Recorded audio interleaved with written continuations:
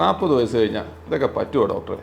IVF വരുന്ന പല കപ്പിൾസും ചോദിക്കുന്ന ഒരു ചോദ്യമാണ്. 40 വയസ്സ് കഴിഞ്ഞാൽ IVF ചെയ്യാൻ പറ്റുമോ എന്ന് ചോദിച്ചാൽ ഉത്തരം ഡെഫിനറ്റ്ലി യെസ് ആണ്. പക്ഷെ നമ്മൾ ഫേസ് ചെയ്യേണ്ട 2 പ്രോബ്ലംസ് ഉണ്ട്. ഒന്ന്, IVF ചെയ്യുന്ന എന്തിനാ? നമുക്കൊരു ഹെൽത്തി ലൈവ് ബേബിയെ നമ്മുടെ കയ്യിൽ കിട്ടാൻ. അത് ഒരു വളരെ 9 മാസം കഴിഞ്ഞ് നീണ്ടു നിൽക്കുന്ന ഒരു വലിയ ഡ്രീമാണ്. 40 വയസ്സിന് ശേഷം നമുക്ക് നല്ലൊരു എഗ്ഗ് കിട്ടുമോ, അതിൽ നിന്ന് നല്ലൊരു ഭ്രൂണം ഉണ്ടാവുമോ, പ്രഗ്നൻസി അലസാതെ 9 മാസം മെയിൻറ്റെയിൻ ചെയ്ത് നമ്മൾ കയ്യിലൊരു കൊച്ചിനെ കിട്ടുമോ എന്നുള്ള ചോദ്യങ്ങൾക്ക് പലതിനും ഉത്തരം നമ്മൾ ആ ഒറ്റ ക്വസ്റ്റിൽ നിന്ന് കിട്ടുമോ. പ്രായം കൂടുന്തോറും ഡെഫിനറ്റ്ലി ഒരു ലേഡിയുടെ എഗ്ഗിന്റെ ക്വാളിറ്റി കുറയും. അപ്പം വിജയസാധ്യത തീർച്ചയായിട്ടും ഒരു 30-ലോ 35-ലോ ചെയ്യുന്നതിൻ്റെ അത്രയും 40 വയസ്സ് കിട്ടത്തില്ല. 40 വയസ്സിന് ശേഷം IVF ചെയ്യുന്ന പല ആൾക്കാർക്കും വേറെ അണ്ടങ്ങളെടുത്തുള്ള IVF ചികിത്സ എന്ന് പറഞ്ഞൊരു ഉപാധിയുണ്ട്. ഈ വേറെ അണ്ടങ്ങൾ എടുക്കുമ്പോൾ നമുക്ക് ഈ പ്രായം മൂലമുള്ള എഗ്ഗിന്റെ ക്വാളിറ്റി ഇഷ്യൂസ് എല്ലാം ഒരു പരിധിവരെ മാറും. വിജയസാധ്യത നല്ല വിധത്തിൽ ഇമ്പ്രൂവ് ചെയ്യുകയും ചെയ്യും. ഒരു 40 വയസ്സുള്ള ലേഡി ഗർഭിണി ആയി കഴിയുമ്പോൾ ആ 9 മാസത്തെ പ്രഗ്നൻസി പീരീഡ് കോംപ്ലിക്കേഷൻസ് നിറഞ്ഞാണ്. അപ്പം ആ കോംപ്ലിക്കേഷൻസ് ഇല്ലാതാക്കാൻ അങ്ങനെയുള്ള ആൾക്കാർ പ്രോപ്പർലി സ്ക്രീൻ ചെയ്യപ്പെടണം